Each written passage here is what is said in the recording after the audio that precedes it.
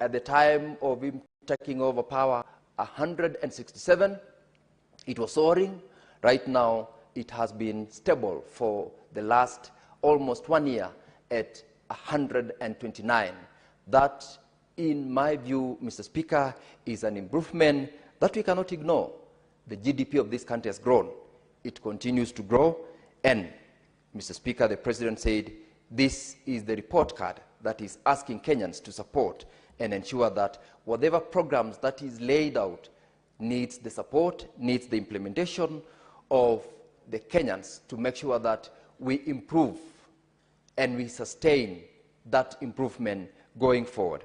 Mr. Speaker, the aspect on the agriculture, because he highlighted 3 specific things. He spoke about agriculture, spoke about education, spoke about the infrastructure. And Mr. Speaker, it is indeed true, and it's a fact, that implementation of the subsidy program on agriculture has improved the food production. It has improved cash payments to those farmers, whether in the coffee sector, sugar sector. It has largely grown from where it was to where it is now, courtesy of this program that was implemented by the government of President William Ruto. I come from a tea growing zone. The statistics he gave us in paragraph 49 of his speech spoke about an improvement of from 138 billion in the year 2022 to Kenya shillings 215 billion in the year 2024. This, Mr. Speaker, is, according to his speech, a 56% improvement in the tea sector. Part of the greatest challenge, and Mr. Speaker, I am aware last week you are hosting the committee in your county that is seeking to establish the discrepancy and the differences in terms of earnings to the farmers in the tea sector. The improvement the President is referring to in this paragraph does not, in some areas, reflect what the farmer down there is earning from the tea sector. And, Mr. Speaker, I'm happy that as part of an improvement program and as part of an inquiry as to this distinction is what that committee is doing. And the people from Bomet, from Kericho, from your area that are not directly benefiting from these statistics, and of course I know they will say this is not true, is largely attributed to not only the growth that the President spoke about, but to the management style and the governance that we have had in those institutions that are managing the tea sector in the west of the Rift and the east of the Rift. Mr. Speaker, I believe that once that particular committee concludes on its investigation and inquiry, we shall be able to directly appreciate the fact that the 56% improvement that the President referred to in his speech is in the larger this sector, but the silos of the specific regions that have got challenges, because it is not explainable why a farmer doing tea in the east of the Rift is getting a price of 57 plus Kenya shillings per kilogram, while the other one is getting even less than 50% of that. Mr. Speaker, I believe this will be one of those things that we are putting the team that is involved in that committee to give us an appropriate explanation as to why the discrepancy and why the difference in terms of an alleged improvement of 56% when the farmers are saying we are not directly benefiting from this particular sector. Mr. Speaker, the reforms that the President spoke about as regards what I said, the agriculture, has led to improvement on food security. It has definitely raised the income to the farmer, and I believe that as a consequence, we have improved on our export earnings, not only limited to the agriculture sector, but related areas, including industrialization, where if we were to go by the vision and get the support that it is asking for, Mr. Speaker, we will largely improve, and Kenyans will, out of this program, develop. Mr. Speaker, when he spoke about the development, the improvement, the governance in the health sector, he gave us statistics about the health promoters.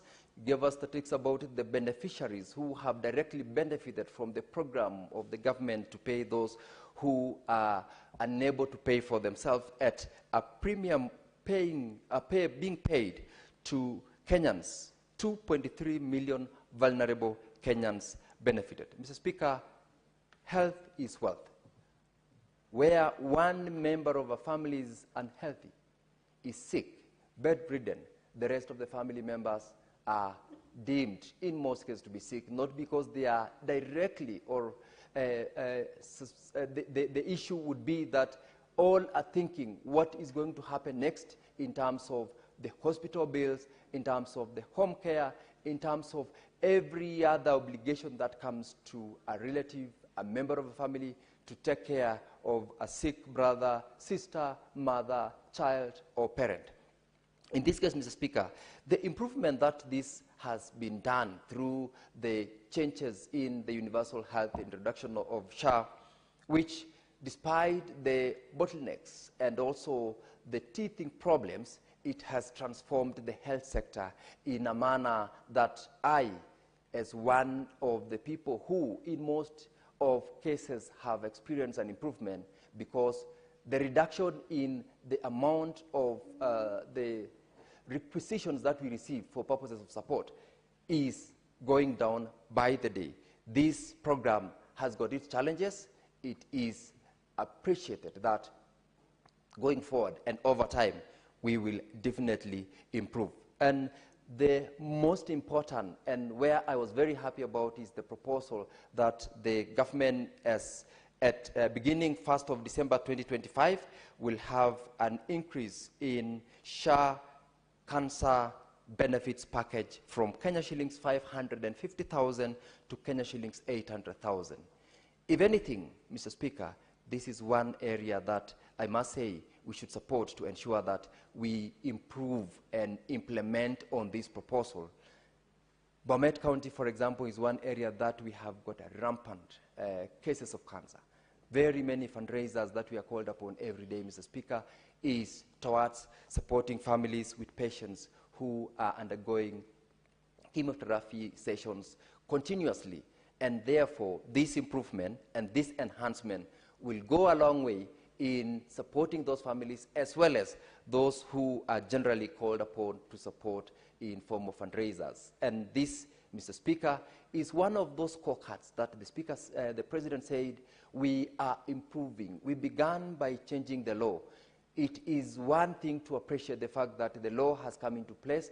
It is another thing to make sure that that law is implemented, and it goes a long way because there is goodwill, and this goodwill, if it spills over to the county governments where we are having a number of our health institutions, because health is a default function. Mr. Speaker, I know this will improve Kenyans, this will take Kenya to the next level, and I want to applaud the President for taking the next step in ensuring that despite the challenges that we have enrolled over 27 million Kenyans in this SHA program, and out of this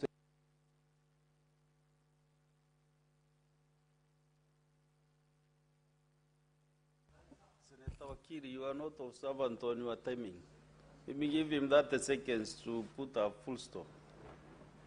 Thank you, Mr. Speaker. I just want to say this is one of the speeches that the President, by conclusion, asked Kenyans to support the vision that he is carrying for the people of Kenya so that Kenya can go to the next level. And I want to say it is in this presidency that it can be done, it is possible, it requires of us to do the role and the mandates that we are given as members of this House. Thank you, Mr. Speaker.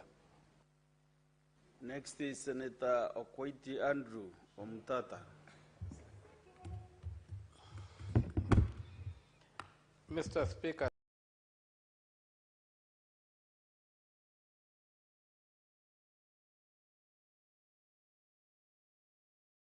sir, I rise to comment on this very important governance tool that is created in the Constitution of Kenya 2010. The tool is the the annual address to the nation by the President, the joint sitting of the Houses by the President. Mr. Speaker, sir, in the address for this year, President Ruto paints a very visionary picture of Kenya's transformation through massive investments in irrigation, transport, and innovative financing mechanisms. Gerson quotes great leaders, and he frames this as non-negotiable steps towards food security, industrial growth, and economic empowerment, or economic independence. Unfortunately, Mr. Speaker, the rhetoric glosses over a troubling pattern over promising on infrastructure while under-delivering amid corruption scandals, fiscal recklessness, and deepening inequality. With Kenya's public debt exceeding 11 trillion, with a huge component of which is odious, cannot be traced or tied to any project, youth unemployment reaching levels that could not even be imagined, above 35%.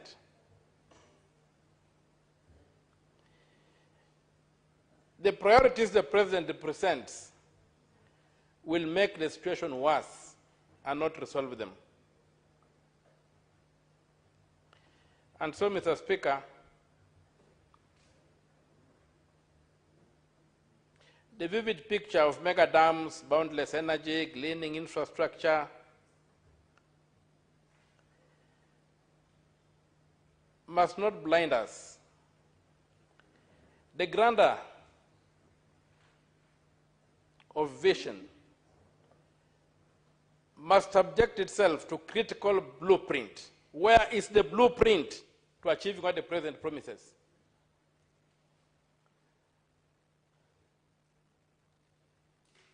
Having listened to His Excellency, having read his speech, I have been struggling to see the blueprint. There is no blueprint in that speech.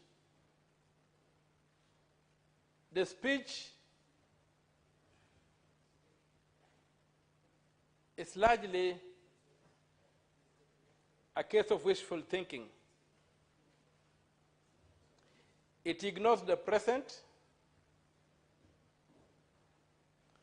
It does not address the socioeconomic and environmental costs.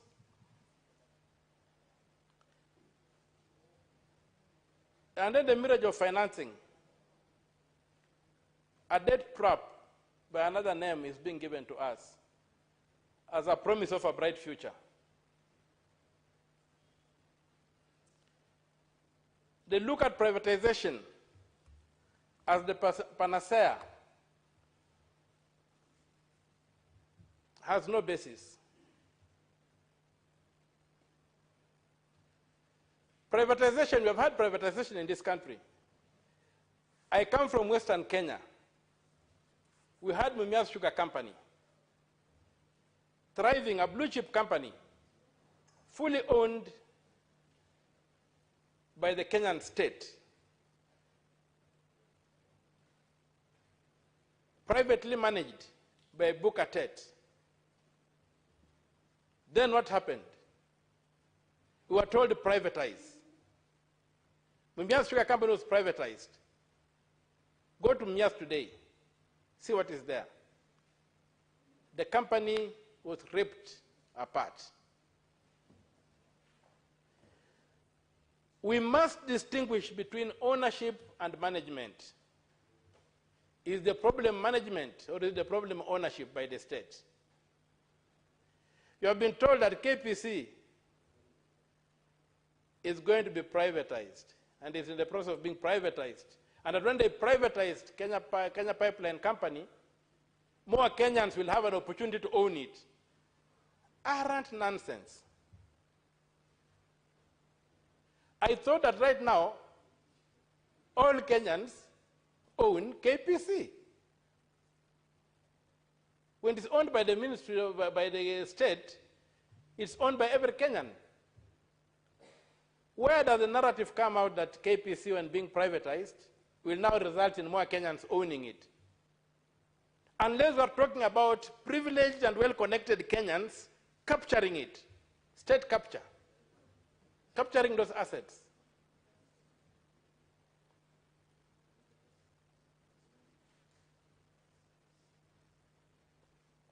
So, I think His Excellency should have done better and given us a blueprint on exactly how he achieves what. The other thing is a debate we must address between the primacy of political action versus the determinism of the market. His Excellency cannot present the determinism of the market as a solution to a developing economy like ours.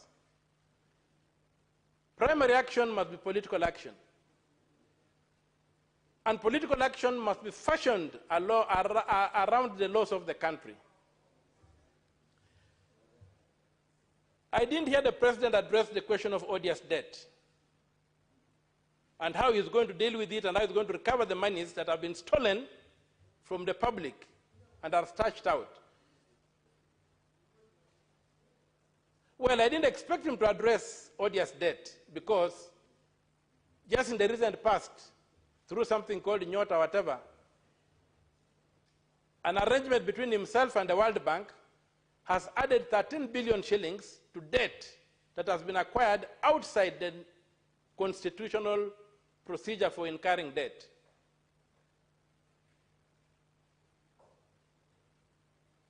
He's bribing the population with handouts. No formula, no blueprint, no marking scheme, no way of monitoring and evaluating what is going on. Total chaos. Chaos cannot be the crucible from which you can fashion development. If we want to develop, we must imitate the developed.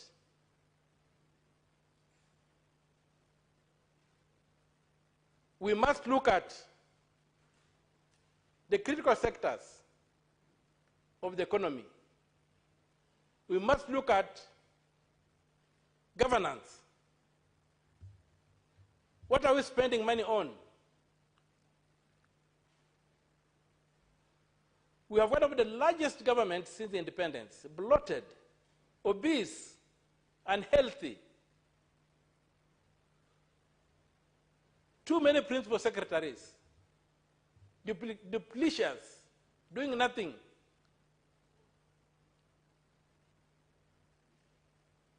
When you look at the statement of actual revenue and net expenditure issues that is released by the Treasury every 21 days after the end of every month, you see a litany of abuse of our public finances that tells you there's no intention to develop this country. On the floor of this House, I've raised a statement about 19.6 billion shillings, which was spirited out or siphoned out of the consolidated fund using a vote head for consolidated finance services.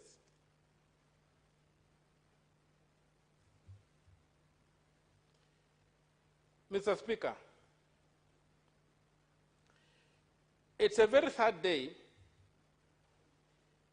for me.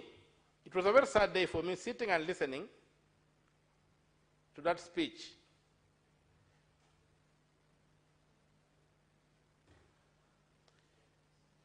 look at a concept like the various funds that are being talked about, Weather Fund, the Women Fund, whatever fund, and you look at Article 206 of the Constitution. It tells you how to establish a fund. It must be established by an act of parliament. Where is the act of parliament establishing the Weather Fund or the Women's Fund or whatever, all these funds we have? Secondly, when these funds are set up, they cannot take money from the consolidated fund. Funds must be financed by money excluded from the consolidated fund. So we celebrate and we believe that we shall break the law to achieve progress. There is no choice between the law and development in this country. There's no choice. If we want to develop, we must follow the law. If we don't want to develop, then we break the law. There's no choice. The law and development are not mutually exclusive. The law and development are two legs upon which this nation must walk. Assuming the nation is a human being, if there are four legs, if it's a four-legged animal. So, His Excellency's speech to me was simply a public relations exercise. It was simply for him to demonstrate his skills at public speaking. He speaks very well in the public, and he did well. But it was devoid of substance, devoid of a blueprint, devoid of a marking scheme.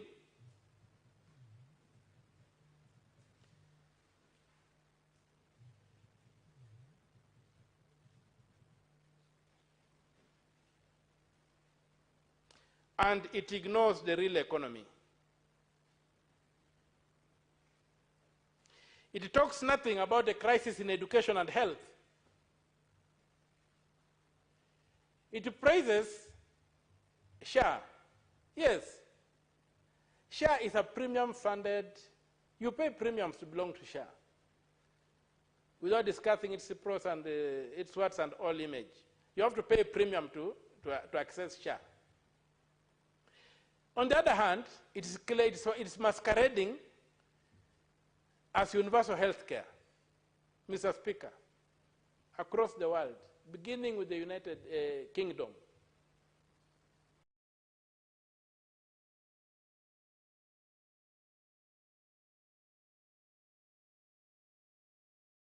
And most of Europe. And even this country where when you and me were kids, there was universal health care. Those days when you could get aspirin tablets branded GOK, and you walked in any clinic and you'd be treated and you go home. Universal health care can only be funded by direct taxes. Just like a road built by taxes and anybody can walk on it. Once you introduce premiums, it ceases being universal. It's only available to those who can pay. And so, continuing to fool Kenyans that we have got universal health care in this country is not acceptable. When you go to education, Article 53 of the Constitution is very clear. Every child is entitled to free and compulsory basic education. A child is anybody under 18. His Excellency runs a government that gives us fee structures. What's the fee structure? For primary schools, for secondary schools? You see our kids on the roads every day being sent home. Who is imposing these fees? Is it constitutional? His Excellency. Senator Catherine Muma. Thank you, Honorable Speaker, for an opportunity to comment on the State of the Nation address by His Excellency Honorable William Samoei Ruto. First, to thank Kenyans for creating the tool of the State of the Nation address, because this is an accountability tool that provides for an opportunity for the head of state to address Kenyans, not just Parliament, address Kenyans through the House in which they are represented, and inform Kenyans on what he has done and where he is going. So I'd like to congratulate him for sticking to this mandate and following it. And I have read through the address, and I would want to congratulate the head of state and his government for the accomplishments that they have had, for the projects they have so delivered, and would hope that they will relook where they have not done well in order to move forward. As an accountability tool, the President spoke to the various projects that he has done in the different sectors, and I would urge all Kenyans, the best way to determine whether these projects are there or not is to just check. If there is a road that has been claimed to have been done in County X or in place X, I believe it is a physical feature that can actually be identified. So I would ask, and I would urge Kenyans and their representatives as ourselves to be able to cross-check what is in this statement and what is actually on the ground. Now, there is a number of policy decisions that the President spoke to, and I would want to speak to a few of them, noting the kind of time we have. The President spoke about what he is doing, or how he is guiding the nation to deliver on healthcare and on universal healthcare. As a matter of fact, I would want to say that the Azimio team and the Kenya Kwanza teams both promised Kenyans that if they come to government, they will deliver universal healthcare. Honorable Speaker, the right to health as provided in Article 43 of the Constitution is perhaps one of the most important rights, in the sense that a human being who does not have health care is unlikely to be able to enjoy the other rights. So the promise of universal health care is a promise that every country must plan to have. And I think every manifesto in this country promised universal health care. Honorable Speaker, this government moved us from the NHIF to the SHA arrangement in terms of the financing of healthcare in the country, and the number of registered members in SHA now are more than triple the number that was there in NHIF. And the President spoke to this issue, and we would want to congratulate the government that we have more people signed to the SHA, but what I did not hear the President speak about is the challenges that have emerged as SHA is being implemented. I would want the President to keenly listen to the complaints that are being raised by on the implementation of SHA in the different locations, and to be able to get his team to come together and find out how can we correct whatever looks bad. Honorable Speaker, sometimes when we speak as politicians, we make it look as if NHIF was operating well. I think if you look at the audit reports around NHIF, we had a lot of issues in NHIF. I would want the President to be able to filter the key issues that were negative about NHIF, to also listen to what is being said about SHA that is not working, and to get his team to respond to that. That way, the ambitious program to get every household covered in healthcare then will be achieved. Honorable Speaker, we must not kid ourselves. For us to be able to handhold each household on healthcare will require exponential amounts of monies. And whether we get them from taxes or whatever innovation we come up with, the people of Kenya will collectively bear that burden.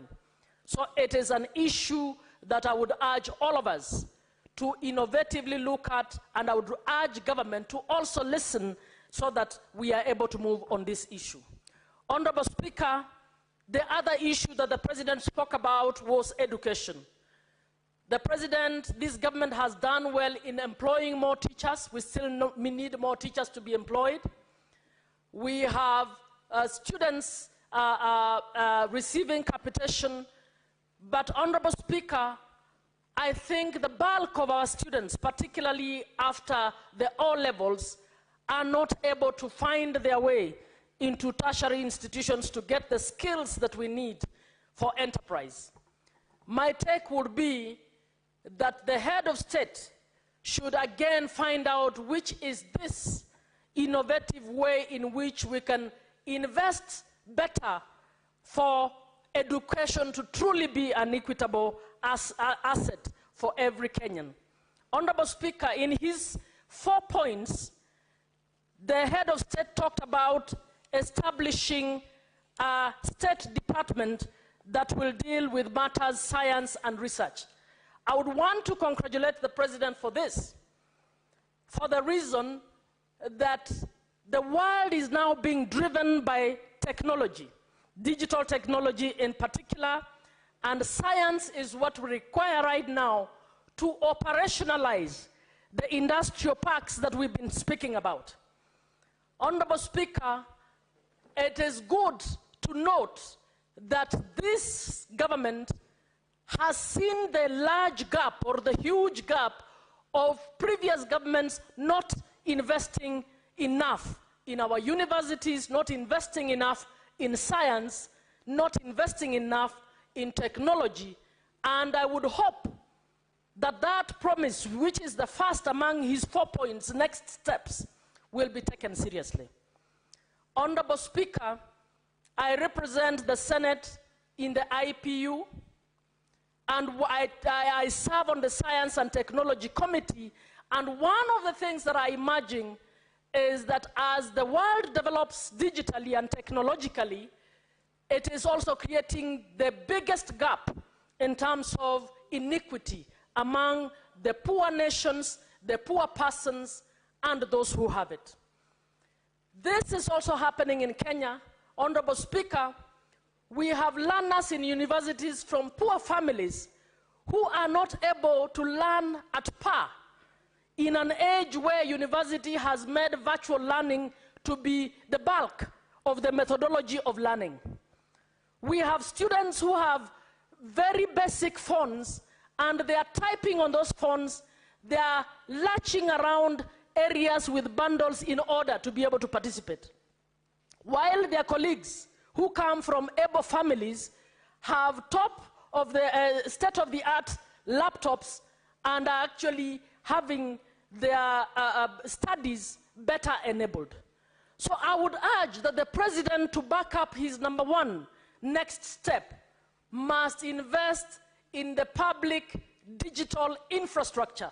I would want to hear the way he's speaking about the physical infrastructure in terms of roads. I would want to see the public digital infrastructure enabled in all places, in the markets, in the rural areas, so that the children of the poor can equally participate in the digital economy, can equally participate in the digital learning, and be able to get skills to participate in the future of this country. Honorable Speaker, we want to grow agriculture to bring value addition. That value addition cannot happen unless we have science and technology around the tools we need to use for our small-scale farmers to be able to participate in what we are talking about. I see the yellow light, and I would want to move to something that I felt the President could have done, commented on, and he did not.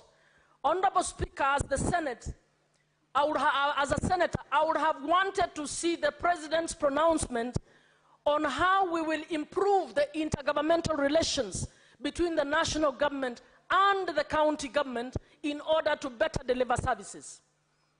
I would have also wanted to see how we can have better multi-sectoral cooperation among the different sectors in order to deliver services better.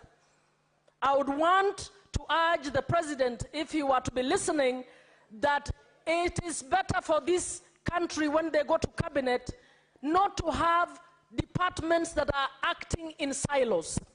We would want to have departments that are supporting each other in order for the resource that we have to actually be stretched enough to deliver on all that we need to deliver. I would also want to urge on the point of science and technology that the Senate and the National Assembly actually set up science and technology committees to be able to oversight the department that is coming up on science and technology, because that is going to be the key driver of where we are going next. And as you can see, it is the #1 next step for the President. So I'm urging that we all consider this, looking at that, adjust ourselves, because we are that monitoring and evaluation mechanism. We are that oversight mechanism that should be assisting to see whether we can hold the President accountable to what he has said. So I'm urging that we as Parliament also readjust, organize ourselves in order to create the relevant committees that will be able to deliver on this issue. As I finalize, speaking about interconnectivity, I would want to see better interconnectivity or interrelations between the agriculture and the health sector. Honorable Speaker, without going far, I would want the President to take keener interest in the of poisons that are being used in the agriculture sector in this country and that are making our produce not to be competitive out there, but as well as actually harming the health of our people.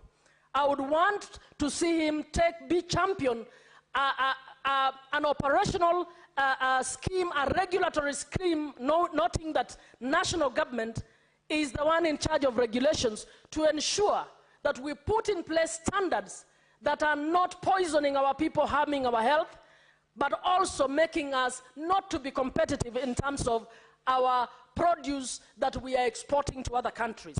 So even as I speak to this, I would want to see the President picking these issues that are actually harming us and encouraging the kind of regulation that would enable us to be able to work on this. Finally, I was disappointed. I would have wanted to listen or to hear the President speak broadly about the issue of security, particularly excesses within the police. It would have helped, and I make reference to the 10-point that we have, 10-point agenda that we have as ODM with the Kenya Kwanza government. We are keen, being a rights-based party, we are keen on ensuring that we get justice for those who have been harmed where excessive force was used. It would have been kind for the President to speak to the issue of security in this country, to assure the people of Kenya, particularly the youth of Kenya, that as we move forward, we are creating the necessary discipline within our forces to ensure that, one, we exercise our democracy in a manner that befits the constitution of our country, but at the same time that we are training our officers to actually just do their job without the excesses. So as I finalize, I look forward to a greater oversight mechanism, which I believe starts with this House. It is not an oversight that is established by the president, but it's an oversight that must be established by this House to be able next year to hold the head of state accountable to say, you said you would do this, did you? Very well, next is Senator Mudiki Alexander Munyi. Okay, asante Bwana Spika kwa kunipa nafasi niweze kuchangia mjadala unaoendelea kuhusu statement ambaye rais alisoma siku ya Alhamisi. Nikushukuru sana kwa sababu ya serikali ya Kenya Kwanza ya William Ruto na pia serikali ya muungano na ile kazi amefanya kwa kipindi ya miaka 3. Kwa sababu yeye naweza kusema ni shujaa, kwa sababu isipokuwa ni Mwenyezi Mungu atungekuwa tumefika pahali tuko, kwa sababu alijaribu sana wakati tulichagua na kulitokea vita ya hapa na pale, lakini baadaye akakumbali pia watu wa opposition kama ODM yaweze kuingia kwa serikali, na hata kama watu wengine walikasirika, saa hii bahali tuko tunaendelea vizuri sana, kwa sababu ni serikali ya muungano ya William Ruto na pia mawaziri na pia makamu wake Profesa Abraham Kithure. Mambo mengi kutoka kwa hii kipindi ya miaka 2 tumeona tukiendelea vizuri. Kwa hivyo ni pongezi kwa rais wa Kenya kwa kukubali kufanya na kila mmoja na kufanya na kaunti zote 47 na pia magavana wote. Kwa sababu ingekuwa ni watu wengine hatungekuwa tumefika pahali tuko, kwa sababu angekubali watu wa opposition wakuje kwa serikali. Kwa hivyo mimi naunga mkono kwa ile kazi anaendelea kufanya. Na pia mimi nakosoa wale watu wanapinga hii serikali kwa sababu ya budget mpaka ingekuwa kubwa sana Bwana Spika, kwa sababu anafanya na kaunti zote, afanyi na wale watu walimchagua, wale wa kumchagua na walimchagua anafanya pamoja. Kwa hiyo Bwana Spika, naunga hii mjadala mkono. Bwana Spika, yale aligusia ni mambo ya agriculture, na mambo ya agriculture katika kwa hii kipindi inaendelea vizuri, na ninaongea kuhusu agriculture kwa sababu Bwana Spika ni mimi mwenyekiti mdogo wa kiti ya mambo ya agriculture. Mambo ya agriculture Bwana Spika, kwa kipindi ya miaka 3 wakati hii serikali iliingia kwa uongozi, mambo ya kahawa, manjani, makandamia, masiwa na vitu zingine ilikuwa bei ya juu. Na pia tunajua mambo ya agriculture iko kibaumbele kwa hii serikali, kwa sababu kila mtu uli ameenda nyumbani na uli anjaenda, uli anafanya kazi na uli afanyi. Saa hii mambo yote imerudi mambo ya agriculture. Na saa hii kama kahawa ilikuwa pesa kidogo, na saa hii kilo moja inatoka shilingi 150. Mambo ya manjani ilikuwa 40, saa hii inatoka 70. Mambo ya maziwa ilikuwa 35, saa hii Bwana Spika inatoka 45, na tunataka iendelee mpaka ifike shilingi 50. Bwana Spika aliongea mambo mengi sana mazuri ya agriculture, kwa sababu Bwana Spika kitu inaitwa kama ni fertilizer ilikuwa shilingi 7,000, na akang'ang'ana Bwana Spika saa hii subsidized fertilizer inafikia mwananchi masinani ikiwa natoka 2,000 na 2,500. Mahindi na vile vitu ya kupanda pia tumeona ikienda masinani. Kwa hivyo mambo ya agriculture inafanya vizuri. Yale akuhusia Bwana Spika ni mambo ya mirasi kumugoka, na tunaomba pia wakati ule mwingine anjaribu kusaidia pia wale watu wanalima mrasi kumugoka, ndio iwe value addition kama sile vitu zingine, na pia kutafutia watu wale wanalima mrasi kumugoka soko uko nje kama vile manjani, kahawa na kila kitu inafanya kuhusu agriculture. Kwa hiyo Bwana Spika, mambo ya agriculture amejaribu sana, na mambo mengine amejaribu. Bwana Spika, mambo mengine aligusia ni kuhusu afya. Kutoka mambo ya afya alisema mambo ya saa, na saa imesaidia watu wengi sana. Wale watu wote tumeona Bwana Spika, mambo ya saa, tunajua vijana wetu wale wanaendesha mbonda wakigongwa na gari. Bwana Spika, wakati wa zamani walikuwa wanachangiwa pesa, wale wachangiwi pesa wanaumia miguu, wamevunjwa, lakini baadaye wanakufa tu. Lakini siku hizi vijana wetu wale wanaendesha mbonda ama accident yoyote, mtu akivunjika mguu ama kivua ama mgongo ama wapi, akienda hospitali kama amekuwa rejected, Bwana Spika, anahudumiwa vizuri na anarudi nyumbani vizuri. Na tumeona mambo ya sasa imesaidia, kwa sababu wale watu wengi Bwana Spika wao katika hii bunge, mara mingi tulikuwa changa, tunaenda kwa harambee, pesa yetu haiko inatosha, lakini siku ya leo mambo ya harambee kwa heshimiwa imepungua kidogo. Kwa hivyo mambo ya afya anajaribu kurekebisha. Bwana Spika, mambo mengine aligusia ni mambo ya parapara. Mambo ya parapara katika kaunti 47 hakuna saa hii parapara ile kidogo ambaye sinaenda masinani, nyingi zimeenda kuwekwa lami kwa sababu alisema atafanya na kaunti zote 47. Bwana Spika, mambo ya dual carriage, ingekuwa ni marais wengine wangekuwa na mambo ya kuganya kaunti na wale wengine. Na Bwana Spika, wakati aliongea mambo ya dual carriage, moja wale watafaidika na dual carriage ni watu wa Mount Kenya, aswa Embu County, Tharaka Nithi County na Meru, kwa sababu dual carriage imetoka Nairobi mpaka Makutano inaenda Nyeri, na hapo alisema ataongezea, lakini dual carriage nyingine Bwana Spika itatoka Makutano iende Embu, iende Tharaka Nithi na pia iende Meru na ipite huko mbele. Kwa hiyo mambo ya parapara kidogo zimewekwa rami, na pia nagundua niko na hapa ya kwamba kama kaunti ya Embu ni sile imevaindika na ile parapara kidogo ya rami, na najua kama anafanya kaunti zote mambo ya parapara ya rami, hata kaunti zingine imebenefit. Kwa hiyo nataka kusema mambo ya parapara yangu ni kusema aendelee kufanya hiyo kazi, na vile amesema itangazwe na iwekwe kwa gazeti, ndio kama sasa hiyo parapara ya Embu kutoka Makutano kwenda Embu kwenda Tharaka Nithi na kwenda Meru iweze ya kusaidia sisi. Pia Bwana Spika, na munga mkono kwa sababu kuna daraja ambaye ya Tharaka Nithi ambaye imeua watu wengi sana, na ninajua hata kama siku wako siku aligusia, ningeomba hata kama hiyo itasaidia watu wa Meru na wa Embu na wale wengine, kwa sababu imeua watu wengi. Bwana Spika, naunga mkono kwa sababu aliongea mambo ya nyumba, na mambo ya nyumba saa hii kila kaunti nyingi iko na industrial park, na pia kama ya Embu iko na 85%. Mambo ya housing, kaunti nyingi manyumba endelea kujengwa.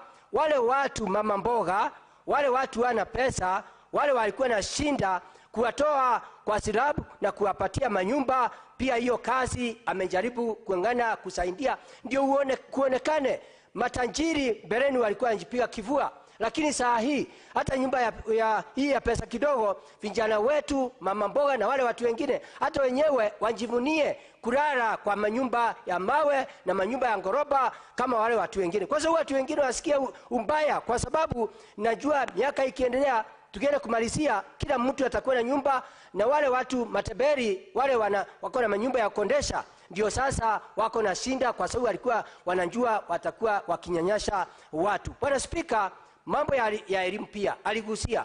Bwana Spika, mambo ya elimu hakujawahi kuonekana kwa hiyo kipindi ya miaka ingine mtu ameajiri walimu kama wale wameajiriwa na serikali ya William Ruto.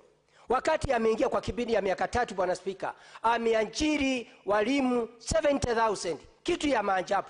Na pia saa hii ametangaza ataajiri walimu wengine 20,000. Na pia mambo ya TVET, kila kaunti iko na TVET, walimu wengi sana wa TVET wameajiriwa. Kwa hiyo mambo ya elimu amejaribu kuinua, hata kama kuna changamoto kidogo ama kuna shinda ya pesa ya kupeleka kwa shule, watoto wetu wako na shinda, iende ikawa ni hapo arainishe vizuri. Bwana Spika, aongee na Treasury, ndio Treasury iwe ikituma pesa ya kusaidia wanafunzi mapema kuliko kusherehesha. Bwana Spika, mambo mengine aligusia ni mambo pia ya dams. Mambo ya dams, kaunti nyingi imebenefit. Kama najua Kitui kuna damu inajengwa, na pia katika Embu County kuna damu, tuko na damu 3. Lakini Bwana Spika, mambo ya maji, kuna damu ya those ambayo itawaindisha watu wa Runyenjes na watu wa Mbere South bali kuna by election, tuweze kuona kilimo yetu itaendelea vizuri, kwa sababu kilimo ya huko inaendelea vizuri, lakini unakuta mambo kama hakuna maji kilimo yaendelee vizuri. Kwa hiyo Bwana Spika, mimi naunga mkono. Kwa hiyo ningemuomba ile damu iweze kufanya kujengwa haraka uwezekanavyo, ndio ile kilimo yetu ya mirasi tukumuka ukute inaendelea vizuri. Kwa hiyo Bwana Spika, mimi nasema serikali hii ya William Ruto inaendelea kufanya kazi vizuri na serikali ya broad based.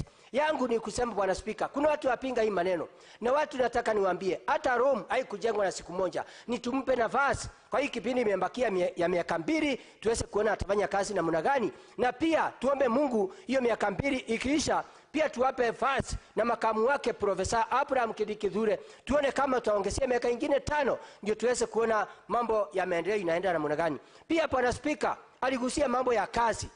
Hata kama aliajiri walimu, kuna mambo anaendelea kutengeneza mambo ya kazi manjuu. Ingawa iko na changamoto, kuna shinda hapa na pale, mambo ya kazi kule majuu imeleta shinda kidogo, lakini tunaomba serikali iweze kulainisha vizuri, kwa sababu vijana wetu wale wana kazi hapa, watu wengi wampata kazi kule. Mambo tu ni waziri walipa aweze kuangalia na ambassador vile mambo italainisha, ndio vijana wetu na wasichana wetu wasiwe wakumia mambo ya kazi manjuu. Kwa hiyo Bwana Spika, mimi nikiwa senator wa Embu County naunga mkono hii serikali ya muungano, na pia ile kazi inafanya serikali ya William Ruto na makamu wake Profesa Abraham Kithure, na pia na mawaziri na mambo ya accountability.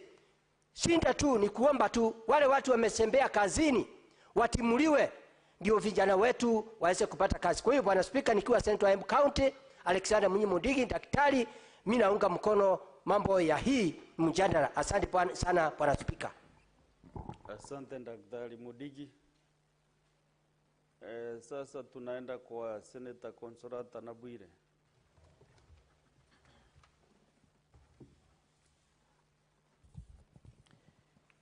Thank you, Honorable Speaker, for this opportunity to contribute towards the State of the Union Address, otherwise known as State of the Nation Address by His Excellency, President Dr. William Samoei Ruto on 20th of November 2025.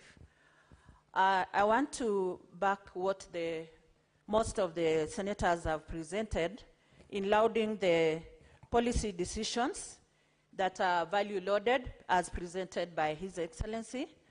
And I have tried to summarize them, and I realize they are pegged on social amenities, all revolving around health, education, infrastructure, irrigation, food security, and technology. I'm encouraged by the deliberate measures the government has taken to secure equity, social justice, and dignity for all. I come from a county that has various categories of citizens, where we have women, we have youths, we have the elderly, people living with disabilities, which are normally encompassed in a bracket known as the vulnerable groups. And these groups keenly listened to the presidential address, and over the weekend when I went home, I think for the first time I received some positive comments from the address by the president, despite a few whispers of maybe due to uncompleted projects or some that are underway.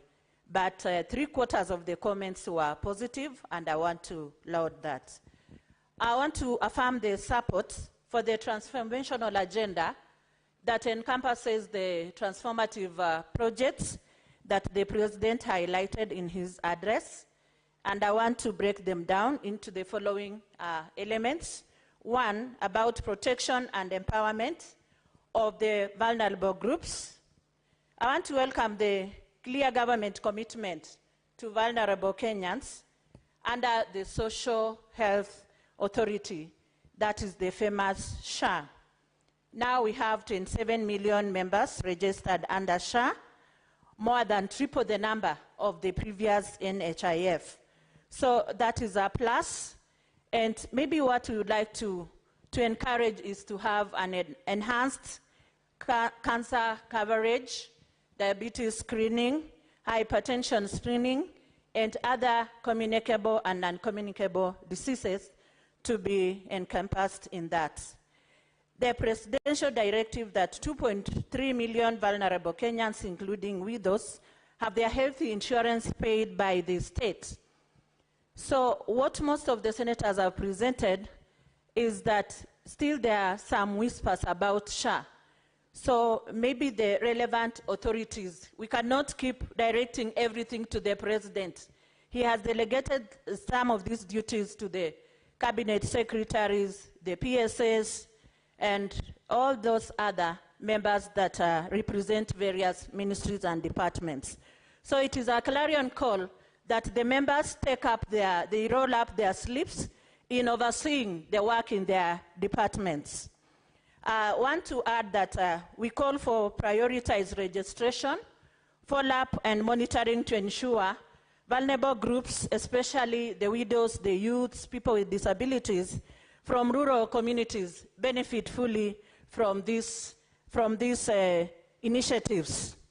We also want to advocate for targeted economic programs for widows, including access to Hustler Fund, credit repair, and MSE support. Widows, women, and other vulnerable groups normally have a challenge.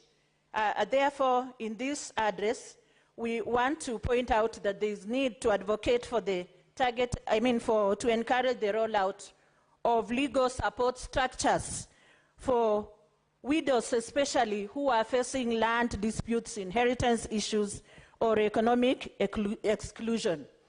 And as a leader, I also advocate the same for the widowers, because we have widows and widowers. Although from the community where I come from, widows outweigh the widowers. But still, we have to support them because there are some who are very vulnerable. Looking at healthcare, this is a lifeline for the vulnerable-headed households. So I want to applaud the nationwide deployment of 107 community health promoters who happen to be the primary healthcare workforce in history because they are trained and they are equipped. Healthcare is the foundation of human dignity under SDG number 3 and under our constitution. That is from Article 43 of the Constitution of Kenya 2010, Clause 1, A up to F, number 2 and 3. It highlights the economic and social rights. So when we look at health, we normally say that health is wealth, and a healthy nation or a healthy populace boosts production, and therefore that enhances our economic status. I want to comment on food security and agriculture, where the president gave a raft of revitalized value chains. Remember when he came in office, people were scampering around with sufurias on their heads. I come from a community that embraces food in all aspects, not just for eating, but also as an income-generating activity, since we grow a lot of agricultural products, like we have sugarcane, we have coffee, we have tea, we have maize, and maize is our staple food in Bungoma County. So I want to thank that. However, I want to encourage that the relevant department enhances integrated digital platform to register farmers, to have a Kenya Agricultural Management Information System that will have a complete data of all the farmers and categories of farmers vis-a-vis the crops that they plant. So agriculture is the backbone of our economy in Kenya, and therefore I want to laud the president for having a keener eye on it. I also want to comment about affordable housing and markets. I come from a community that embraces good housing and even entrepreneurship. They are very much into business, and we have to support the 230 affordable houses and 276 new markets that will provide dignity, safety, and income for women in Bungoma County, especially the widows and other entrepreneurs. We have several market stalls in Chwele, in Chepkube, in Kandui, in Mount Elgon, in Kamkuywa, in Webuye, in Tongaren, and in Bumula. So we want to emphasize housing and market infrastructure as tools for real social protection. Then we have MSMEs, Hustler Fund, and Youth Opportunities, where we saw the president the other week launching the Nyota program or initiative in Mumias. So 80 billion has been dispersed through the Hustler Fund, with millions removed from CRB lists. Most of them had been blacklisted, but the president has made an effort to ensure that they are removed from the CRB lists in order to enable them to access credit facilities and boost their businesses. In line to this, I want to encourage the creation of a widows economic empowerment window within the Hustler Fund. Sorry, am I out of time? Not yet. Thank you. And I also want to comment about education. Having been a teacher, I really embrace the value of education in all aspects. We laud the president for whatever efforts he's put in place to boost education, despite the whispers that the funding model has hitches. And I'm so sure our president is keen on it, and he'll have to remind the relevant department, or rather ministry, to look at where the hiccups are and to improve on it. That relieves the pressure on single mothers, widows, and all those vulnerable groups that have got school-going children or that have the tertiary, college, or university students. I want also to support the massive teacher recruitment and student-centered funding model, and encourage that the teachers' welfare is improved right from ECDE to up the other levels of education. Otherwise, it is a good move. About water, dams, irrigation, and all that, I think this one is a backbone for rural women, and it boosts their agricultural production, and it also even enhances our environment as we are looking at the environmental tree cover, environmental protection, and conservation. Lastly, let me not forget about digital transformation. We are in a techno-savvy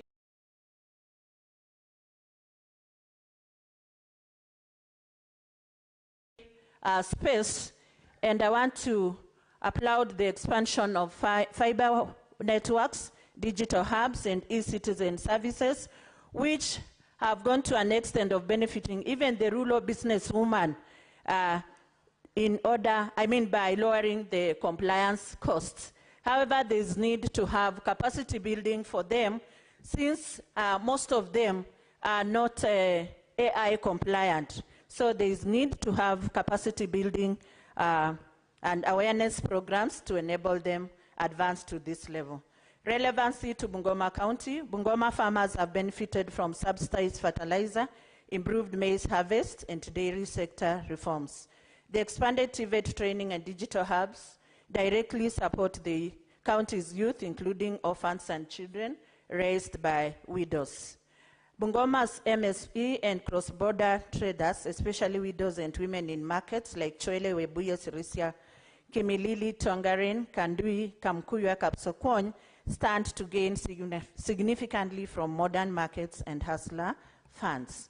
So as I wrap up my presentation, I want to say that as we implement these milestones, we give special priority to mapping, registering, and supporting women, especially widows, youths, people with disabilities, the elderly, so that they fully benefit from these historic reforms.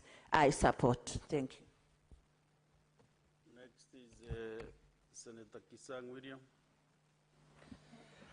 Good. Thank you, Honorable Speaker. Honorable Speaker, I also want to make comments on the President's State of the Nation address that we had last week, Honorable Speaker, in the National Assembly for both houses. Honorable Speaker, it is good to note that for the last 3 years, when Kenya Kwanza government came in and the President took over as the 5th President of the Republic of Kenya, the state of the economy, Honorable Speaker, was very bad. It was in deplorable state.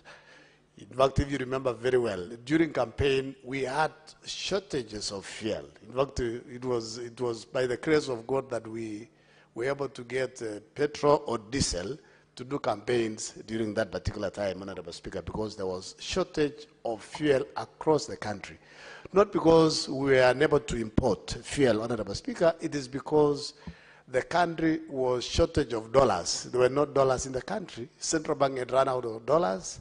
The exchange rate, the dollar to the shilling, was skyrocketing up to the level of $1 to 165 shillings, Honorable Speaker. So it was impossible for the petroleum sector to import because, one, there were no dollars. Number two, it was very difficult. I think there was shortage of fuel also in the international market, Honorable Speaker. But currently, as when we report 3 years later on, Honorable Speaker, the Kenya Kwanza government, as the president reported last week, Honorable Speaker, they were able to enter into G2G, government to G with Saudi, to stabilize the market, where Kenya is given a period of 108 days to pay for supply of fuel, and that will stabilize the market. And for 3 years now, Honorable Speaker, we have not had any shortage of fuel in the country, and the shilling has stabilized from, Honorable Speaker, the rate of 165 to now a rate of 129 to the dollar, and it has stabilized there for the last over 8 years, and we believe it will be coming down maybe to around 120, 125. Honorable Speaker, this is a sign of a stable economy, Honorable Speaker. When Kenya Kwanza government took over 2022 September 3 years ago, Honorable Speaker, the inflation rate was 9%. Currently, we are at 4.6, Honorable Speaker. This is a sign of an economy that is growing, an economy that has stabilized, Honorable Speaker. Honorable Speaker, 3 years ago, as it's reported by also Central Bank and the Treasury, and the President gave us the report, Honorable Speaker, our GDP at that time stood at $115 billion, Honorable Speaker. As of today, Honorable Speaker, we are at $136 billion dollars, Honorable Speaker. I don't know why people are complaining that the economy is not doing well, that we are not getting a proper report, Honorable Speaker, but the naysayers, they have to say something. But you have seen, Honorable Speaker, for the last over 1 year, Honorable Speaker, you've not seen people in the streets putting the suburias in their heads, as it's been reported. 2022 was very difficult. Early 2023, people were talking about food. The cost of food was very high. Now the cost of food, a kilo of unga, Honorable Speaker, has come down as low as 100. And by the time Kenya Kwanza took over, Honorable Speaker, it was over 300 shillings by a packet of unga, Honorable Speaker. Honorable Speaker, you know, basically my best subject also is ICT.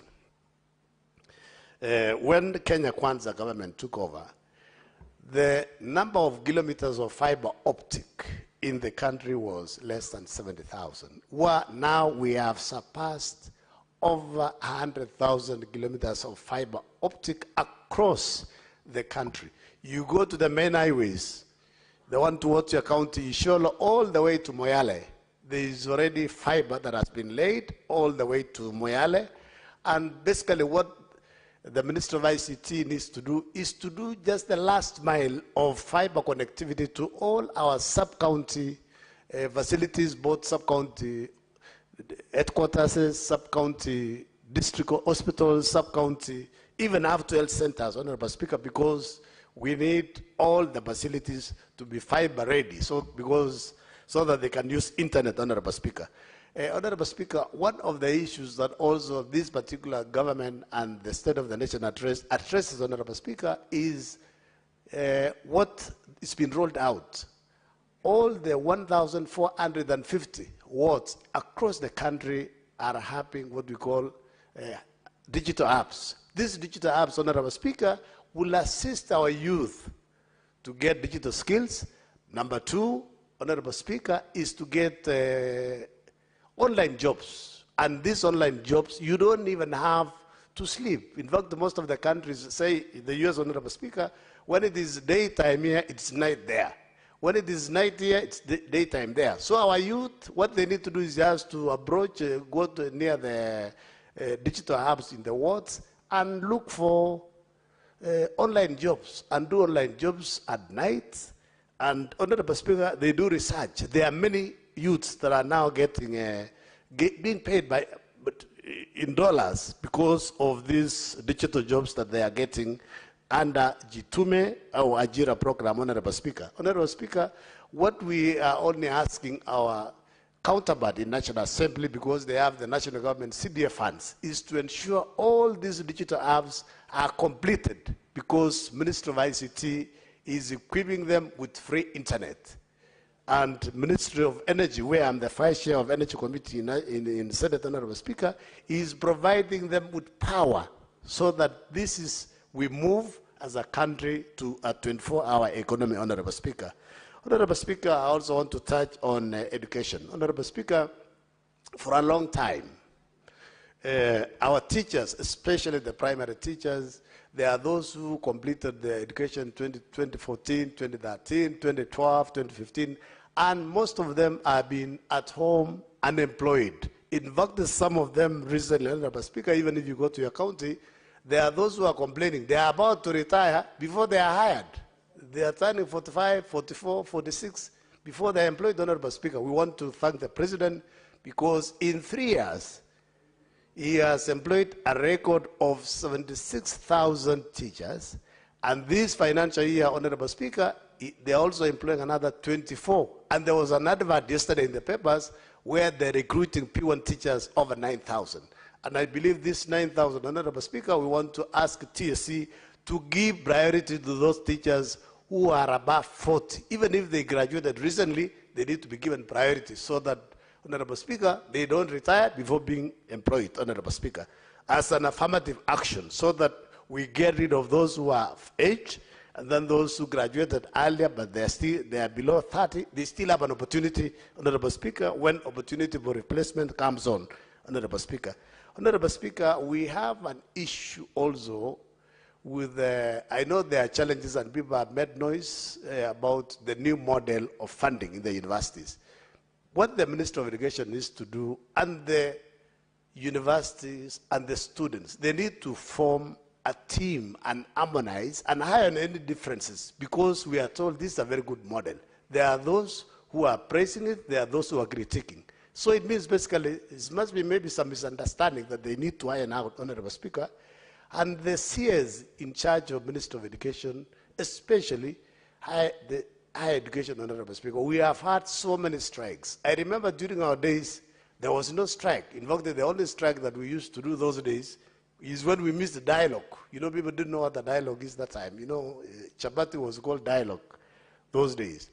But these days, the number of strikes that are there because of non-payment of salaries or not honoring the CBS that the university dons have discussed with the ministry, they need to come out of this thing. It is embarrassing, it is exposing the country, and people are looking for education elsewhere, either in private universities or out of the country, and we are losing resources, and Kenya is known for quality education. They need to sort out this problem of strikes in the universities, Honorable Speaker. Honorable Speaker, what also excited me was infrastructure, especially roads, Honorable Speaker. I want to report to you, Honorable Speaker, last year I was going home for Christmas. On the 22nd, I left at 5:30 in the morning. I left my house 5:30 in the morning. I took 4 hours from Karen to Gichabe Tanof. 4 hours, and it was very difficult. In fact, I made a mistake. I said, let me turn back so that I can leave the following day at around maybe 2 a.m. I took another 4.5 hours from Gichabe Tanof to Karen, Honorable Speaker. So I was excited when the President said this coming Friday, they are going to launch the dualing of Rironi, Mount Summit Road, Rironi, Maimai, Naivasha Road, Honorable Speaker. This will save the country a lot of resources. We are wasting a lot of money. We are wasting a lot of time getting into that gridlock. Even this particular weekend, Honorable Speaker, on Friday, when we overflew there are people who got stuck there for over 4 hours. So this was long overdue, and we want to thank the President for coming into our aid to ensure that road, basically, Honorable Speaker, and other roads dual, Honorable Speaker. And then the one, Karen, Kaleria, all the way to Ngong, all the way to Rongai. If you ask those who live in Rongai, Honorable Speaker, they leave their houses 5 in the morning to come and work in Nairobi, instead of spending like 15 minutes from Rongai to Nairobi. So this will really help. Honorable Speaker, on agriculture, there is this thing, the pesticides, Honorable Speaker. There are those that have been banned, and they're still getting imported to the country. I don't know what KEBS and AFA are doing. They need to save. Maybe this is the reason why there is a lot of cancer in the country.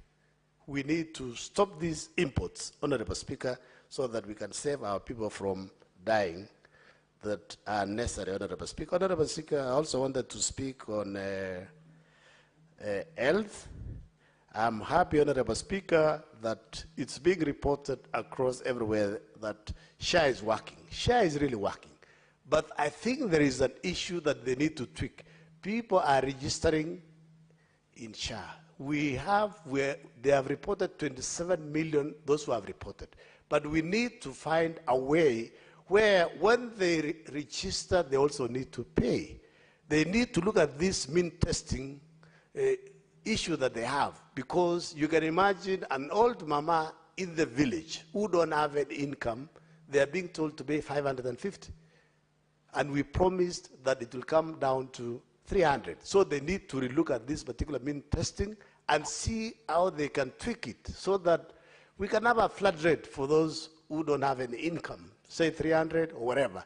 Or the Ministry of Health, as it's been promised, that they pay for them, Honorable Speaker, because there are those who go to the hospital and they don't get services because they have not paid. And some are forced to pay for 12 months. And 12 months, if you cannot afford 300, how can you afford to pay 3,600 before you get services? This is where the ministry needs to sit down and see how can they can streamline so that our people really get universal health coverage as we have been promised, Honorable Speaker. Final, Honorable Speaker, I want to thank the President also because of the markets that are being built using affordable houses funds. I want to thank him because of our stadiums. We have a stadium in Elgeyo-Marakwet County that we have talked for a long time, Kamarin Stadium. And I want to urge the Ministry of Sports to fast track, because that stadium, our athletes in Iten, and Iten is the international hub of training. And Kamarin Stadium has overstayed. We should be completing this stadium within the shortest time possible to assist our athletes. Athletes are the ones who are marketing the country. They are ambassadors. They are making us proud. And this particular stadium and both Kipchoge have taken long. At least I'm happy Kipchoge is progressing very well. But Kamarin, the contractor, reported recently, and I'm told he is not on site now. I don't know what is ailing this particular project. I want to urge the ministry to move with speed so that our athletes can move back from Gibson Secondary School, where they are currently training, and go to Kamarin, where we'll have proper facilities, we have proper sanitation, and proper facilities to even test if there are any of athletes who will maybe undertake some topping, Honorable Speaker. Honorable Speaker, finally, Honorable Speaker, I want to talk about the issue of debt. You know, there is no way. We need to allow the executive to look for resources to develop the country. Even ourselves here, you can't grow if you don't borrow. You can't grow if you don't get a loan. So loans must be taken and loans must be paid. So we allow the country to borrow and give us services, and we pay taxes. Next is Senator Mwinyi Haji Mohamed Faki. Asante Mheshimiwa Spika kwa kunipa fursa hii kuchangia hotuba ya rais ambayo alitoa katika bunge wiki iliyokwisha. Kabla Senator Kisanga hajatoka, Mheshimiwa Spika, nilikuwa tunataka kumjulisha kwamba amezungumzia digital hubs katika kila ward. Lakini kule Mombasa niko na ward 30 na 90% ya ward hizo, Mheshimiwa Spika, hazina hizo digital hubs. Kwa hivyo anapozungumzia ward 1550 katika Kenya ambazo zina digital hubs, zile za Mombasa ambazo ni 30, 27 hazina hubs hizo ambazo amezungumzia. Mheshimiwa Spika, hotuba ya rais ilitoa matumaini na vile vile pia ikaleta biwi la giza, kwa sababu kuna mambo mengi ambayo aliyazungumzia lakini yana changamoto nyingi. Mheshimiwa Spika, hotuba ile ilitoa taswira kwamba mambo ni shwari katika nchi ya Kenya, kwamba tuko katika barabara ya kwenda Singapore. Tutakutana na Singapore hapo mbele kwa siku za usoni. Lakini Mheshimiwa Spika, tukiangalia kwa ndani maisha ya Mkenya hivi sasa, zile changamoto ambazo Wakenya wanapitia, Mheshimiwa Spika, utaona kwamba safari ya Singapore bado iko mbali sana. Mheshimiwa Spika, kweli barabara na miundombinu ndio tunaweza kusema jambo ambalo litaleta maendeleo katika nchi yetu, lakini vile vile elimu, afya kwa wananchi wetu na vile vile pia hali ya uchumi ni vitu muhimu sana ambavyo lazima tuweze kuvizingatia ili tuweze kufikia upeo wa maendeleo. Mheshimiwa Spika, maelezo kwamba atajenga barabara ni mambo ya kutia moyo, kwa sababu mara nyingi usafiri unakuwa shida kwa wakulima kuleta bidhaa zao katika masoko. Vile vile usafiri wa biashara, Mheshimiwa Spika, pia imekuwa ni shida kwa sehemu fulani. Kwa mfano Mheshimiwa Spika, safari ya gari ya basi hivi sasa kutoka Nairobi kuja Mombasa, kwenda Mombasa, inachukua takriban masaa 10, ambapo SGR wanakupeleka kwa masaa 4, ndege dakika 45. Iwapo ile barabara ingejengwa barabara 2 ya kwenda na ya kurudi, ingekuwa ni rahisi, Mheshimiwa Spika, watu kusafiri kwenda Mombasa kwa biashara kwa muda usiopungua masaa 4. Mheshimiwa Spika, tumeona kweli nyumba zinajengwa za kisasa, lakini nyumba hizi nyingi, Mheshimiwa Spika, hazijakuwa katika uwezo wa wananchi wa Kenya. Wengi wao bado ukiangalia payslip zao haziwaruhusu kuchukua nyumba hizi, kwa sababu nyumba yenyewe bado ziko juu. Vile vile Mheshimiwa Spika, tukiangalia uchumi, leo asubuhi nilikuwa ninasoma gazeti na nikaona mkurugenzi mkuu wa Banki Kuu ya Kenya, Dr. nimesahau jina lake, lakini anasema kwamba deni hivi sasa limefikia trilioni 11.8, yani 11.8 trillion ndio deni linalodaiwa Kenya kwa sasa. Mheshimiwa Spika, deni hili liko sehemu ambalo ni la nyumbani, yani domestic debt, na ile foreign debt, Mheshimiwa Spika. Na kwa sababu ya uchumi wetu haufanyi vizuri na kuna shida ya fedha katika uchumi, inakuwa ni shida, Mheshimiwa Spika, kwa serikali kuweza kulipa madeni yake, na hiyo itapelekea kwamba iwapo hatutakuwa waangalifu, siku za usoni tutashindwa kulipa madeni haya, na nchi yetu itaweza kuwekwa katika orodha ya zile nchi ambazo zimeshindwa kulipa madeni, na hivyo basi hali ya uchumi itakuwa inazidi kudidimia. Mheshimiwa Spika, tukiangalia hivi sasa tunachukua pesa za wafanyakazi kupitia kwa housing levy, zinakusanywa, alafu pesa zile tunanunua treasury bills kwa central bank. Tunachukua pesa tunazikopesha Central Bank, na Central Bank inatukopesha sisi, inatukopesha tena nchi ili iweze kufanya miradi. Kwa Mheshimiwa Spika, tunazidi kujibandikiza madeni na riba, ambayo riba ile Mheshimiwa Spika mara nyingine inakuwa zaidi ya zile deni ambalo limechukuliwa, kwa sababu hatuwezi kulipa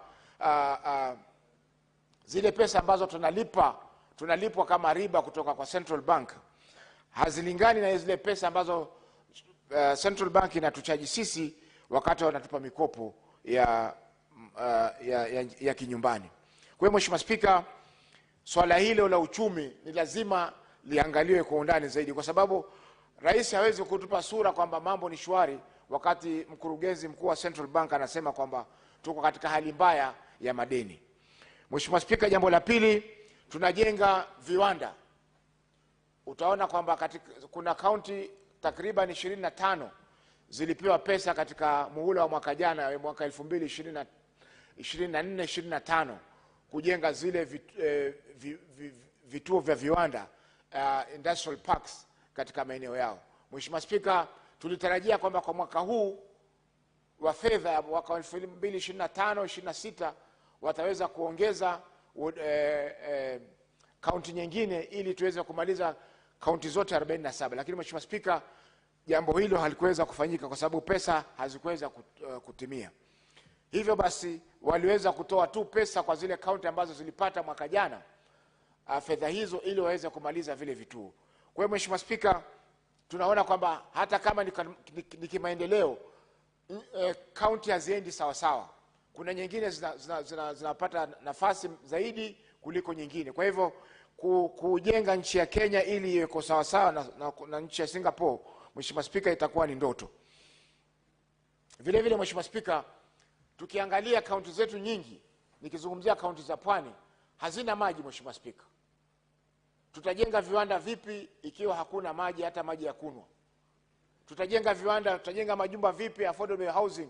Wale watu ambao wataishi katika zile nyumba watapata maji wapi Mheshimiwa Spika? Ukija Mombasa Mheshimiwa Spika, hivi sasa utaona magari ya kuuza maji, water boozers, imekuwa ni biashara nzuri. Kila mtu ananunua water boozer aweze kuuza maji. Tutajenga nyumba, kwa mfano ukienda katika katikati ya mji wa Mombasa hivi sasa Mheshimiwa Spika, utapata watu wana mikokoteni wanazungusha maji, wanafanya biashara ya maji ya mikokoteni. Maji haya Mheshimiwa Spika, hatujui yametoka wapi, labda si safi kwa mwananchi kunywa. Kwa hiyo Mheshimiwa Spika, hatuwezi kuendelea ikiwa mambo madogo madogo haya ambayo ni ya kimsingi, very basic, ukosefu wa maji Mheshimiwa Spika, hatuwezi kuendelea ikiwa tutakuwa hatuna maji. Mheshimiwa Spika, afya, amezungumzia afya na akasema kwamba takriban Wakenya milioni 27 wamejiandikisha kwa SHA.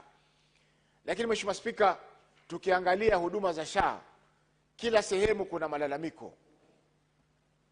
Kuna malalamiko. Wale ambao wanatibiwa kansa Mheshimiwa Spika, akitibiwa raundi moja ya kansa, therapy ikifanyika kwa nafasi ya kwanza, akirudi nafasi ya pili anaambiwa hakuna tena, wewe subiri mpaka mwaka ujao, ama ulipe malipo ya mwaka utakaofuata. Haya Mheshimiwa Spika, haimaanishi kwamba, haionyeshi kwamba hii SHA inafanya kazi. Ni ndoto Mheshimiwa Spika, na hata katika sheria imeelezwa kwamba SHA malengo ni kutoa huduma ya afya kwa kila mwana Kenya. Ndio maana sisi kama wabunge Mheshimiwa Spika, tunalipishwa karibu 30,000, na yule Mkenya ambaye yuko katika biashara ya jua kali ama hana kazi analipa shilingi 500 kwa mwezi. Kwa hiyo Mheshimiwa Spika, haiwezekani kwamba SHA wananchi wanakatiwa, waliojiunga ni milioni 27, lakini wale ambao wanapata huduma hizi ni wachache sana, na kwa sababu ya utepetevu na vile vile pia ukosefu wa mwongozo kuhusiana na swala hili la huduma. Mheshimiwa Spika, ukienda katika mahospitali mengi hivi sasa, wananchi wamebakia katika mahospitali kwa sababu SHA inakulipia asilimia fulani ya ile deni lako. Zamani NHIF, Mheshimiwa Spika, ilikuwa inakulipia katika huduma hospitali za serikali, walikuwa nakulipia deni lote la hospitali.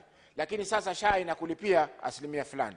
Mheshimiwa Spika, tukikuzia mambo ya usalama, bado tunaona watu wanapotea katika nchi yetu ya Kenya. Kifo cha mwalimu mwanabloga Ojwang katika mikono ya polisi, Mheshimiwa Spika, ni jambo ambalo bado halijatatuliwa. Ufisadi, Mheshimiwa Spika, tumeona kwamba ufisadi pia bado unaendelea katika nchi yetu ya Kenya. Na wakati serikali hii ya Kenya Kwanza ilipochaguliwa, waliapa kupambana na ufisadi. Mheshimiwa Spika, jambo lingine lina ajira. Serikali imetambua kwamba haiwezi kuajiri kila mtu. Ndio maana sasa kuna mpango wa ajira majuu ama ajira katika nchi za nje. Lakini Mheshimiwa Spika, huwezi kutarajia kuku wako azae mayai wakati humwangalii vizuri. Tukiangalia wale wanaokwenda kufanya kazi nchi za nje, Mheshimiwa Spika, jambo la kwanza, hawana uzoefu yale mazingira ambayo watayapata katika maeneo yale. Utapata wengi wakifika kule wanapata mazingira magumu na wengi wanakimbia zile kazi. Kwa mfano wale wanaokwenda, Mheshimiwa Spika, katika nchi ya Saudi Arabia na kwingineko katika Gulf, utapata kwamba wengi hawajui lugha ya Kiarabu. Inakuwa mawasiliano wao na waajiri wao inakuwa ni shida.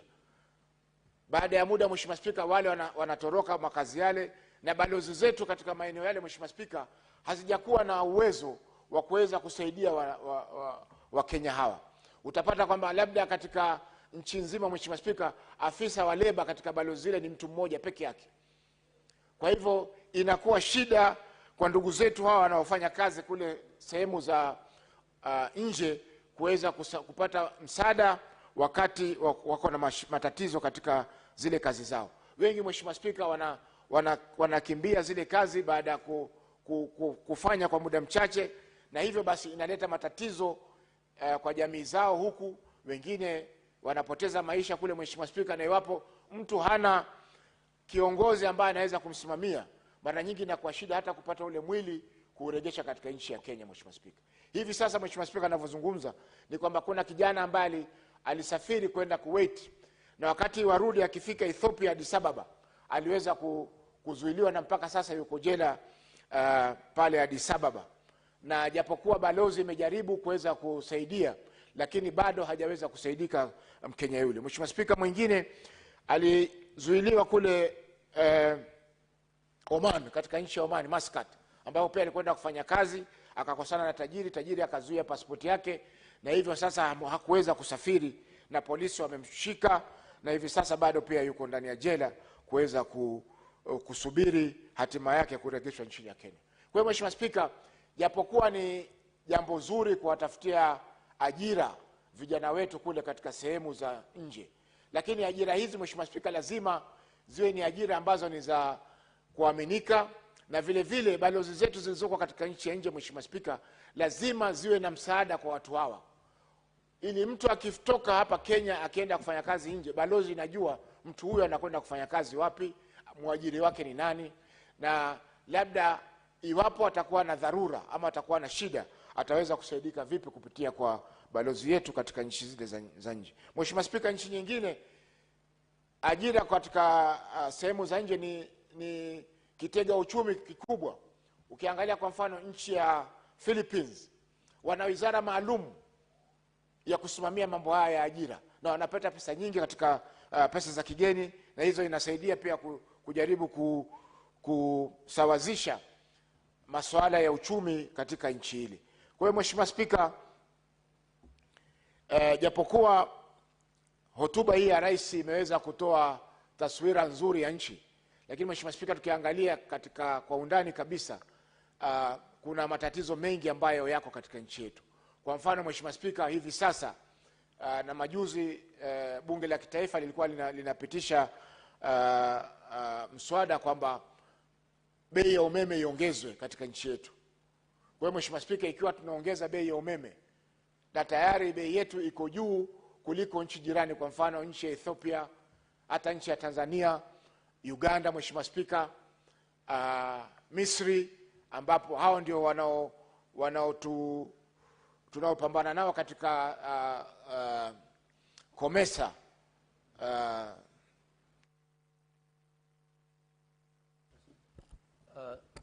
Senator, give him 1 minute to conclude. Senator Faki, take 1 minute.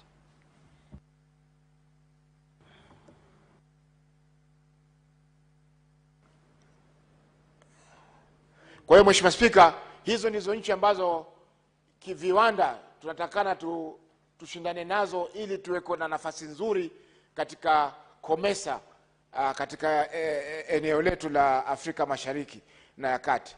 Kwa hiyo Mheshimiwa Spika, ikiwa uchumi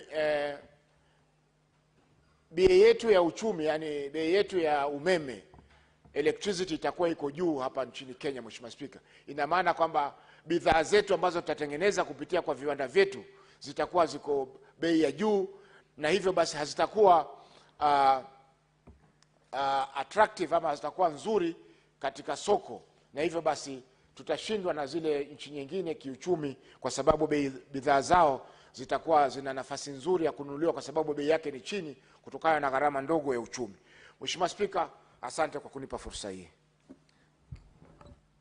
Senator Mudhama Agnes Kavindo. Thank you, Mr. Speaker, for giving me this opportunity to put my points also about the State of the Nation address by the President.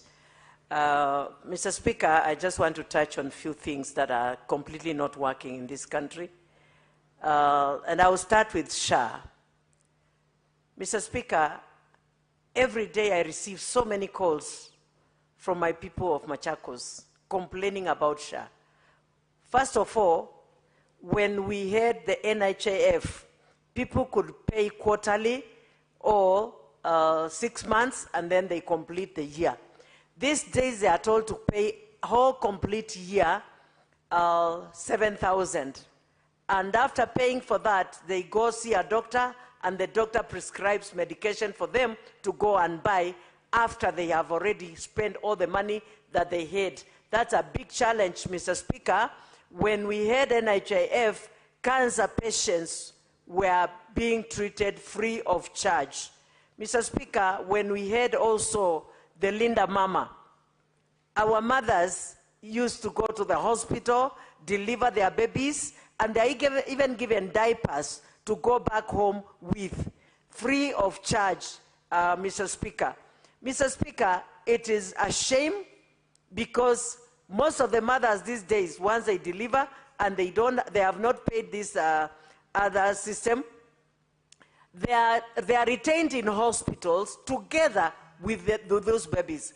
Imagine an infant being retained in a hospital for lack of payments. This child is very innocent, and this is something that the President should talk to the concerned people, and because health is devolved, Mr. Speaker, I think more money should be devolved so that our health systems can work properly, because there is a lot of challenges in health. Another one is education. No capitation in schools.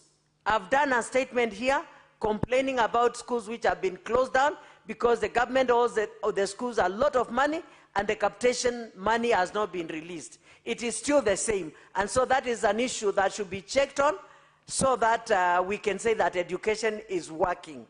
When you go to ECD classes, the governors are having challenges of even employing teachers. Why? Because they are claiming that they don't have enough money. There are not even enough classes.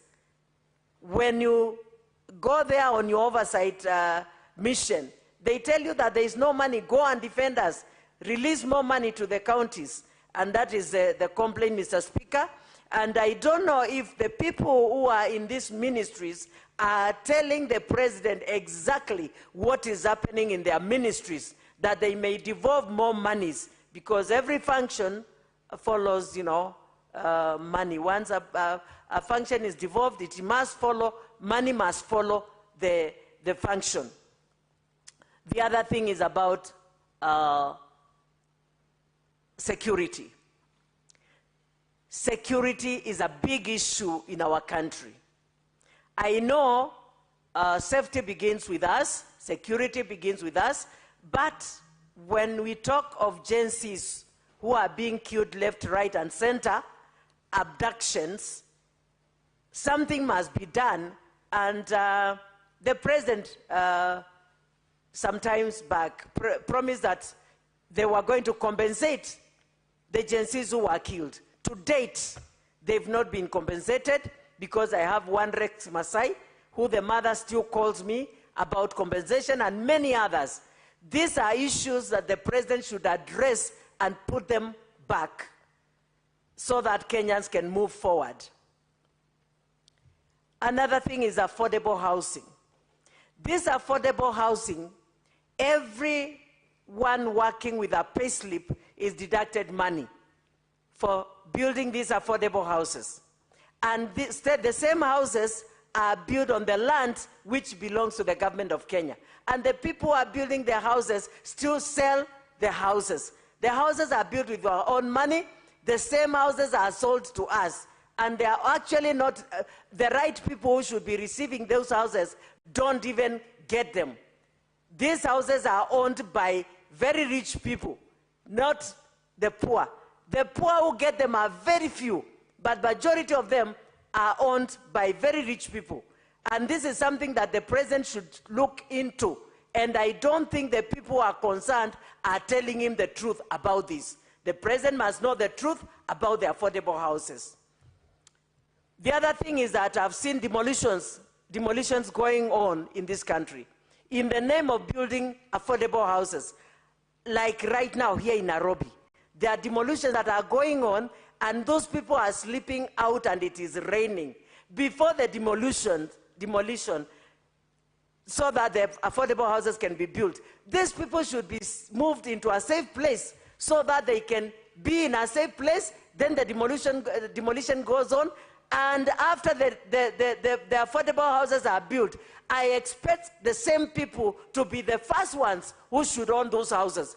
But it is not like that. These houses are being owned by very rich people, and the president should look into this. The other thing is corruption that is going on in this country, and especially where land is concerned. Mr. President should look into this, and I don't think the minister, the CS for lands, is telling the president the truth. I've had issues in Machakos of land. Mabonyenye too, they come and buy those lands from the poor. The poor are being kicked out in the name of their squatters. But even squatters in this country has a right to own a land and to live in a safe and safe place. Mr. Speaker, the other thing I want to address is about employment. I thank God there are many people who are being taken out of this country for employment. But majority of them are suffering wherever they go. Wherever they go, like especially those who are in Arab countries, they really suffer. Our girls there are suffering. They even have children. Some of them are raped by the employers. As a result, they give birth to children. Those children are in the streets outside the country. I challenge the president and the CS for Foreign Affairs to bring those children back home, because they belong here, because they are born by birth, they are Kenyans, and they should not be left outside there to suffer, to continue suffering. We want to hear the good side of Kenya and the bad side of Kenya. And because my work is oversight, I'll only deal with the bad side of it. Mr. Speaker, I also want to talk about the 1998 bomb blast, which was not addressed in this. These people have been suffering for the last 27 good years, waiting for compensation. And what is remaining for them to be compensated is just an amendment of a law in the Senate of the US and the Congress, so that these people can be compensated. And we are not demanding for American money. We are demanding for the money that is there to compensate these people. And I wonder why every president of this country is quiet about it. And I challenge the president of today, that he may take over this issue, because I'm sure it has been given to him. We have done it, and I'm even going to meet with the liaison committee again so that they can give me more days to continue pushing on this. I will not stop as long as I'm in this Senate until these people are compensated. And I challenge the president and the CS for Foreign Affairs to take over and take up this issue, because our people died. They must be compensated. Kenyans, Al-Qaeda was not fighting with Kenya. They were fighting with America, and we took the bullets of America. And so I'll continue pushing, and I call upon the president, the CS for Foreign Affairs, and everybody who is concerned. These people are dying. They are dying in poverty. Even Kenyan Ministry of Health does not even supply them with medication. Some of them are totally blind. Some of them are lame, that they cannot even work again. And the government of Kenya is doing nothing about it. Thank you, Mr. Speaker. Let me reach there. I can go on and on and on. But let me reach there with my complaints. Thank you. Thank you very much, Senator Kavindu. Now, Honorable Senators, from my dashboard, there is no other member interested in contributing to the debate. And in the absence of the majority leader, who is supposed to reply to this motion, I will defer reply to the next sitting of this House. Clerk, could you please call the next order? Order number 9, motion, report of the proceedings of the Parliamentarians' Dialogue at the Africa Climate Summit 2023, held in the National Assembly Chamber, Parliament Buildings, Nairobi, on 3rd to 6th September 2023. This is a motion by Senator Moses Kajwang, who is also absent in the chamber. That motion is deferred. Next order. Order number 10, motion, report of the proceedings of the high-level political forum of the Interparliamentary Union, held in New York, United States of America, on 22nd July 2025. This motion is by Senator Fatuma Dulo, MP. She is not in the chamber. That motion is deferred. Let's call the next order, Clerk. Order number 11, motion, provision of IFMIS reports for county governments to the Senate. Senator Andrew Omtata Okoiti, who is supposed to be the mover of this motion, is absent. That motion is deferred. Next order. Order number 12, motion, mainstreaming gender perspectives in legislative and policy processes. Senator Veronica Maina is not in the chamber. The motion is hereby deferred. Next order. Order number 13, motion, mainstreaming a framework for clean cooking in Kenya. Similarly, Senator Hamida Kibwana, who is supposed to move this motion, is not in the chamber, and therefore it's deferred to the next sitting. With that, honorable members may rise.